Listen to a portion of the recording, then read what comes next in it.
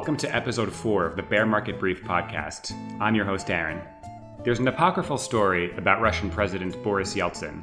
He was once evidently asked, if you had to describe Russia's economy in one word, how would you describe it? The president thought for a second and said, good. The same questioner followed up, now if you had to describe it in 2 words, how would you describe it? President Yeltsin thought again and said, not good. The BMB Russia and Ukraine team is almost in its 5th year covering political and economic events in the region. We've talked about a lot of micro-level, close-to-the-ground stories over the years, but today I want to step back and ask the question, how is Russia's economy actually doing? Joining us to help answer that question is Ivan Tkachev, economics editor at RBC, or RBK in Russian. It's the largest independent news organization in Russia, and he's headed the economics news desk there since 2015. We had a great conversation and hope you enjoy. Hi, Aaron. Great to hear you, and I'm really glad to take part in this podcast. Thank you for having me. Great. So let's get straight to business here. Obviously, coronavirus is a real challenge for a lot of economies worldwide, not least among them Russia. So I want to talk about how serious the impact is for Russia's economy, and then we'll pivot to how Putin and his team are responding. But first, how bad is this? Well, we're in a lockdown in Moscow. I personally am sitting at home for I guess, 3rd month already. So it's pretty, psychologically difficult, I think. But let's see how it will be evolving, because the government hopes to start easing the lockdowns in the near future, and the economy ministry actually assumes that the lockdowns will be fully lifted by September, maybe. So, but we will. I think we would have some tough months ahead, of course. Yeah, you're not kidding. So I guess to drill down, where is the impact being felt most? And I guess to what extent is the issue the virus, and to what extent is it what's happening with oil? Where do you draw the line? Yeah. So actually, we've had a pretty tough April when the economy fell around 25 or up to 30% in nominal terms. That was the first official statistics about how the economy performed in April. In April, when President Putin, as far as you maybe know, announced non-working days, and when the full effects of lockdowns across Russia, started to be felt.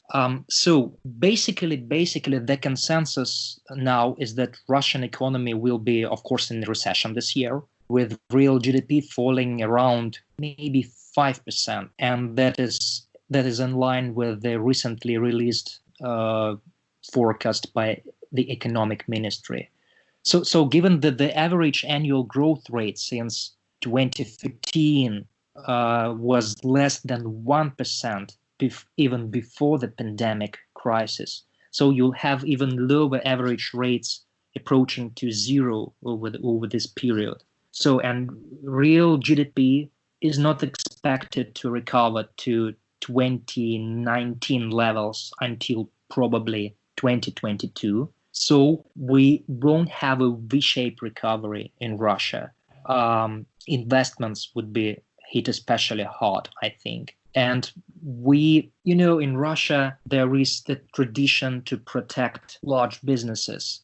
Of course, large businesses won't be hurt much during this crisis because the government will, in any case, help them and will support them. But what is more important is the effects on small and medium enterprises, because they actually account more than 20% of the economic activity in Russia now. They have a big employment because many people work in these sectors. But really, small and medium businesses are struggling right now because, and many of them will just be lost forever, I think. So there is risk of longer-term consequences for this sector, first of all, with the most affected sectors, of course, like retail, some service sectors, and so on. Well, also, I think that we can have some crisis of bad debts, because people see their incomes declining because of small and medium enterprises get shut down. So even though they are formally prohibited from firing people outright or lowering wages, but there are plenty loopholes to do this and to cut costs at a time when business revenues just slump. So those people, those workers, will likely stop servicing their bank loans, like retail loans or mortgages, and also small businesses themselves would likely have some difficulties with servicing their debts. So we can really see spike in non-performing loans, and that's the second point that I'd like to stress. So first of all, we have a real risk to see the wave of bankruptcies in small and medium businesses and small business.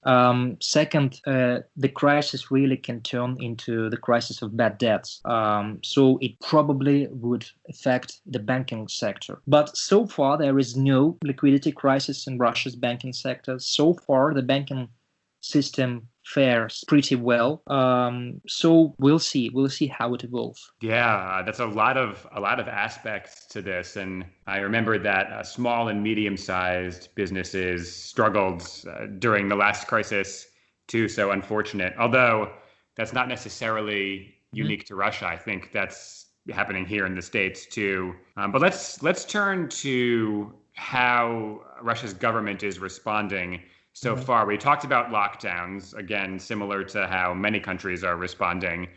I know Russia has a fairly large kind of rainy day slush fund exactly for things like this. What measures have or haven't been taken? And I've read that there hasn't been a very clearly planned approach to helping small businesses. Why might there be hesitation to do that? So as far as you maybe know, the Russian government has enacted 3 consecutive packages of economic support so far. So the total fiscal stimulus in terms of direct spending, as well as loan guarantees for companies and tax breaks and tax deferrals, is now approaching 3 trillion rubles, or just under 3% of GDP projected for this year.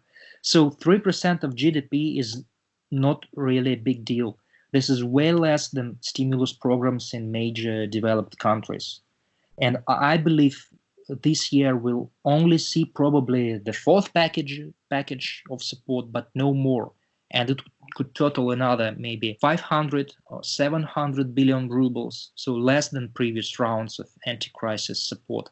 Because I guess we are now approaching the limits of what the government can do to help businesses and ordinary people. As for the reserve fund or the national wealth fund, the problem is that it now actually totals around 8 trillion rubles. But the problem is that according to the fiscal rule, according to existing fiscal rule, you just can't spend it on things other than compensation of lost oil and gas revenues. So probably at the end of this year, the National Wealth Fund will still amount to more than 7 trillion ruble, which is, as far as you can see, will be sufficient, to solve all the problems for this year, economic problems. And at current oil prices, which is, I think,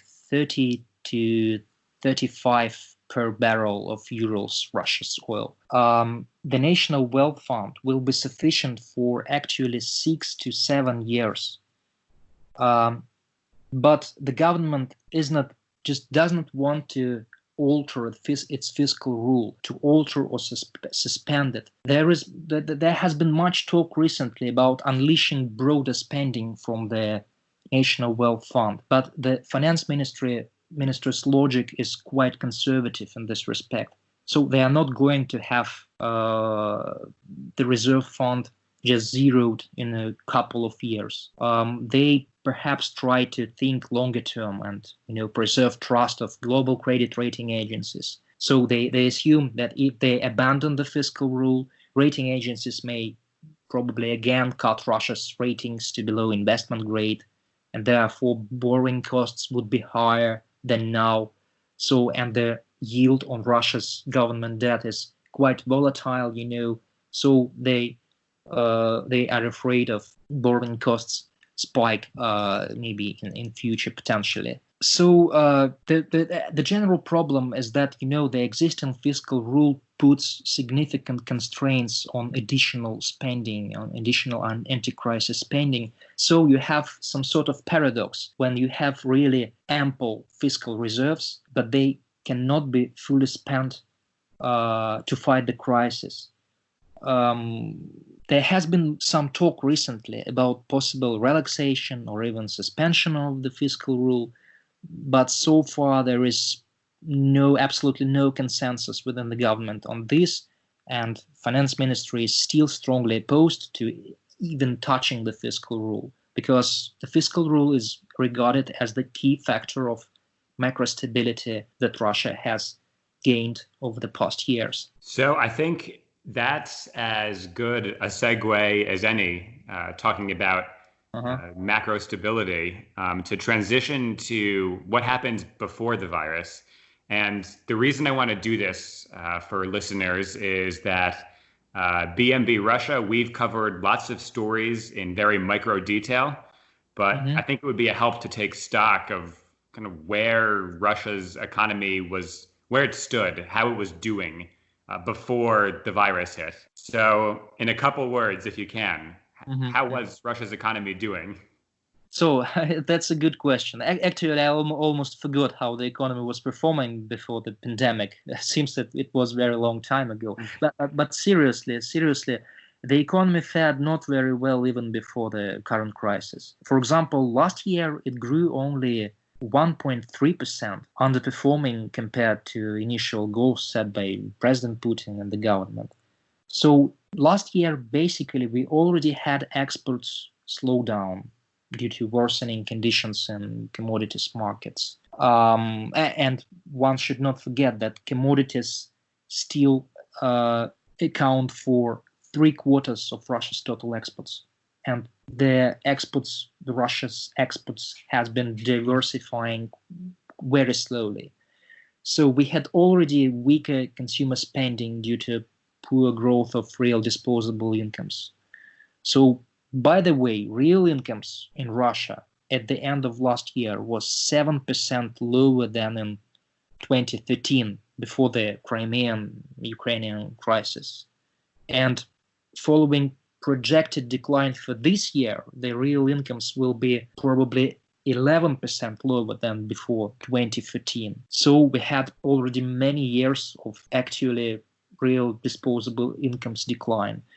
So, and third, last year, one of the main themes about the economy was record budget underspending, which affected GDP growth negatively already last year, and particularly underspending on national projects, which were in the first and rather tough year, with all such chronic problems, as bureaucracy, poor coordination between ministries, the cumbersome process of getting multiple approvals and clearances for the projects going ahead, and so on. So until the current crisis, we had tight fiscal policy coupled with pretty tight monetary policy.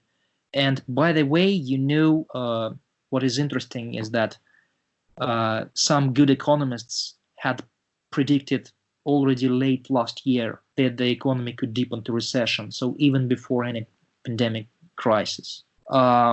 So what maybe can be regarded as positive thing about current crisis is that the government finally starts to ease its fiscal policy a little bit, and the central bank actually has turned to large-scale monetary easing.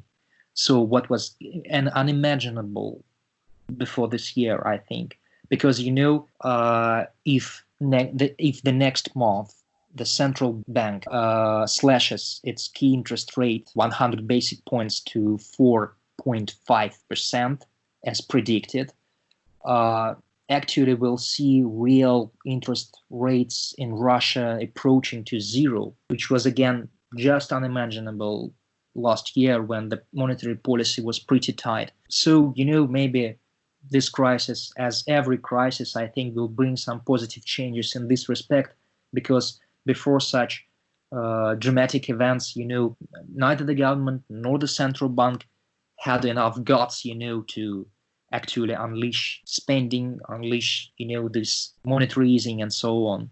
I think this is an interesting point that I'd like to ask a little more about. Listeners may or may not be familiar, but Russia's finance ministry and the central bank are, I would say, pretty well known for being very conservative, very hawkish, Exactly. not taking bold policy steps.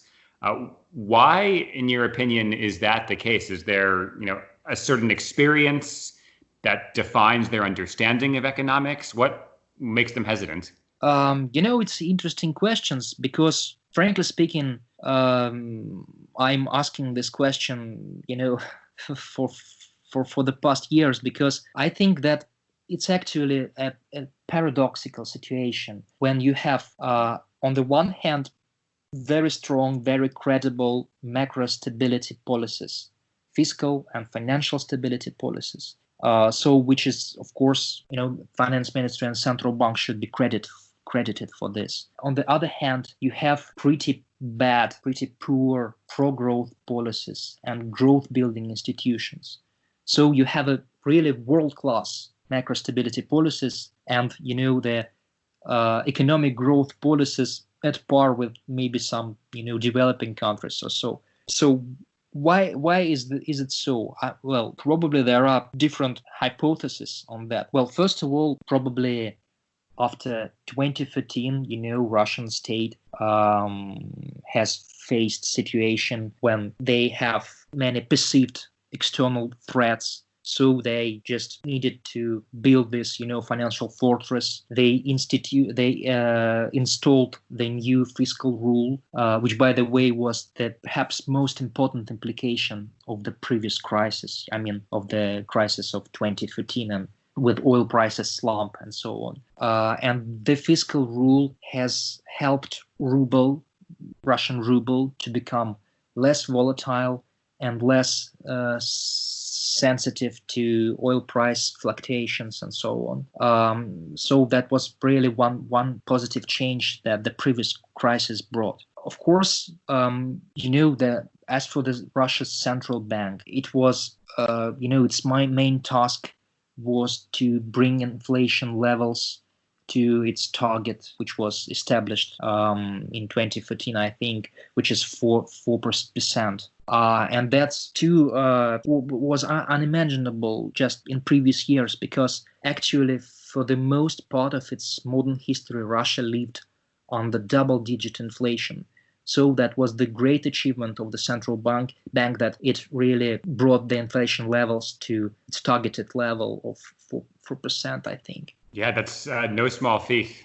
And I remember back when last crisis hit, the efforts, the interest rates that the bank resorted to get inflation under control. But before we turn to the last series of questions, so you talked about stability.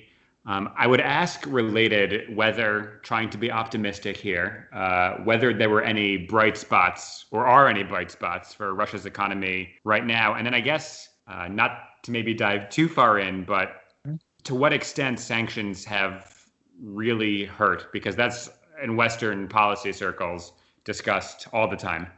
Yeah, I see. So as for this bright spots or the strong areas, well, first of all, this is the very financial and fiscal stability framework, which we just talked about, which has been successfully installed and implemented over the past years.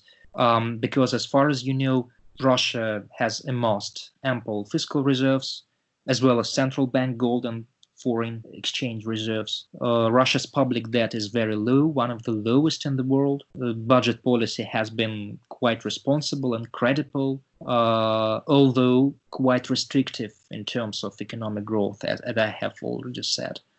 The total external debt, including corporate debt, has been declining since 2014.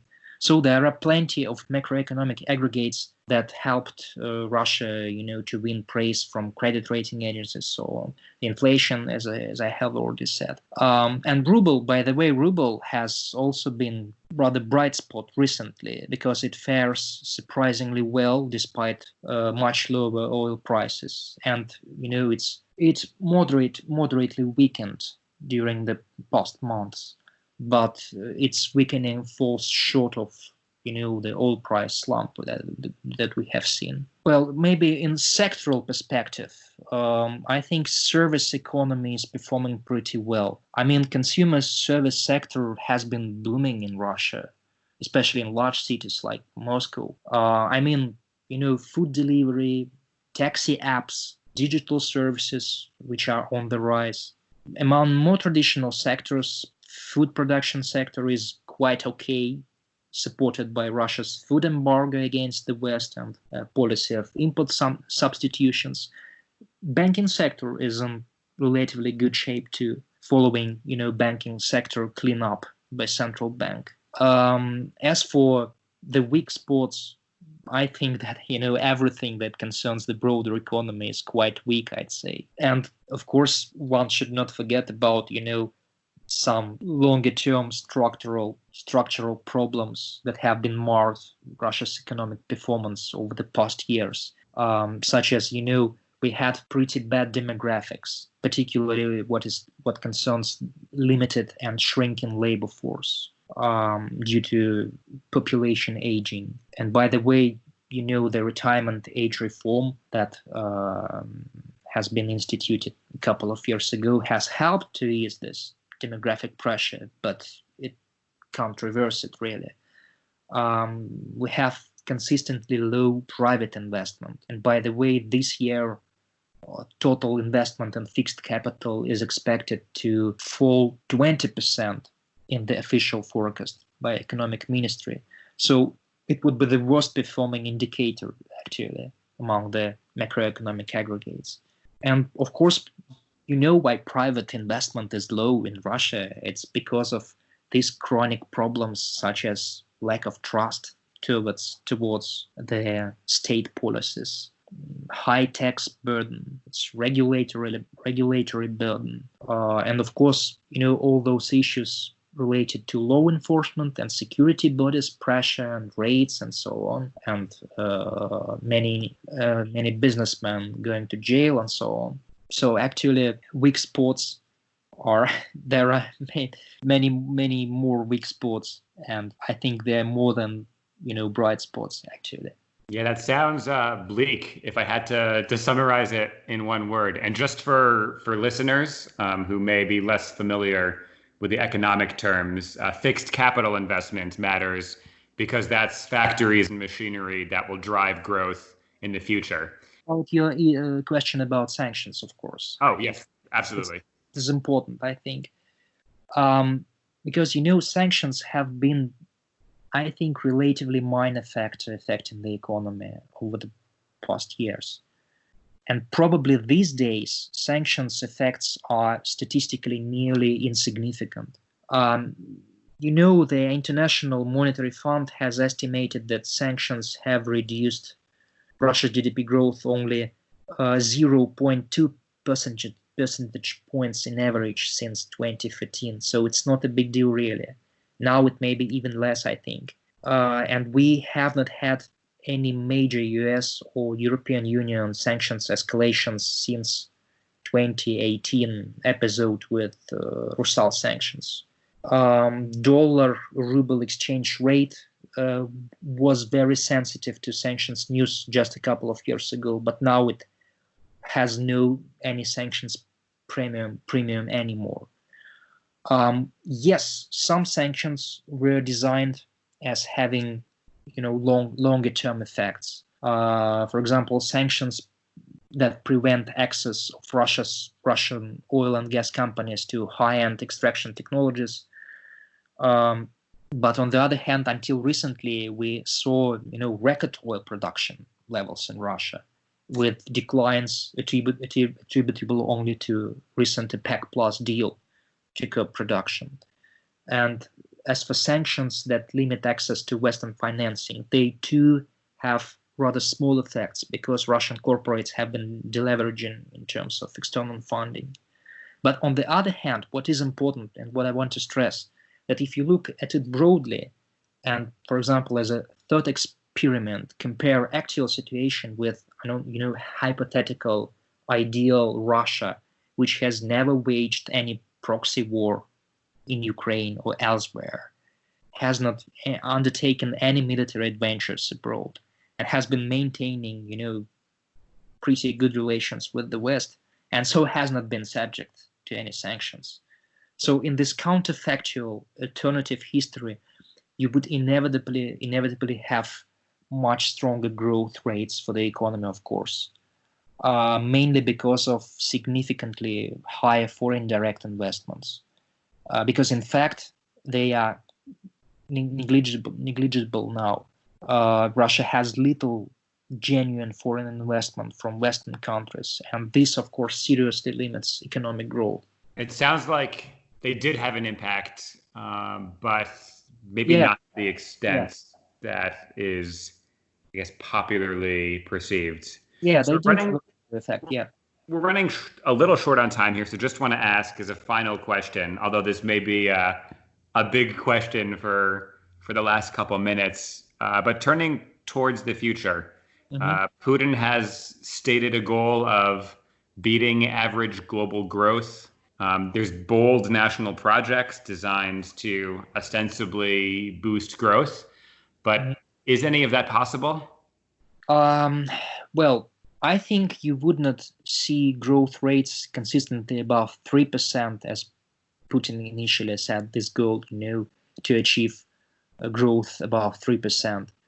So you wouldn't have such growth rates without the reforms, without these serious reforms aimed at less pressure from the law enforcement and more trust for the state. It wouldn't happen just because, private investments wouldn't jumpstart. So in Russia, we have a long-term potential growth rate capped at just under 2%. Of course, you can have some rebound after the crisis recedes, with rates maybe exceeding the 3% in 1 year, for example. But I doubt that we will have consistently higher growth rates without those reforms, of course. So, maybe in these terms, this crisis brings the opportunity to implement some longer-term pro-growth, pro-business policies, because the positive thing about this crisis is that Russian government actually is liberalizing conditions for business. It is a temporary liberalization, of course, because it has to do this right now. The government gave waivers to Russian firms in terms of government inspections, tax checks. It decided to automatically extend licenses and authorizations needed to run business continuously. It is actually reducing tax burden temporarily by providing tax breaks. And it abandoned most regulatory checks for this year, thus reducing administrative burden for the businesses. As far as I have already said, you have unprecedented easing of central bank monetary policy. So I think that probably we can hope that this crisis could bring some positive changes if, for example, those policies which designed to be temporary for now could, be prolonged or, could stay for longer term even after the crisis recedes. So I think that would be the chance to, to bring some positive reforms aimed at stronger growth, I think. Well, that's a great optimistic note to finish on. So let's hope that this crisis does become an opportunity. Ivan, thank you so much for joining us. We really appreciate you having you here. Thank you. Thanks again to Ivan for coming by, and thanks to you, listener, for joining us. Don't forget to follow BMB Russia and Ukraine on Twitter at the handle Bear Market Brief. BMB is a project of the Foreign Policy Research Institute, a nonpartisan think tank in Philadelphia. For more information about this and other initiatives, be sure to visit fpri.org. We'll catch you next time.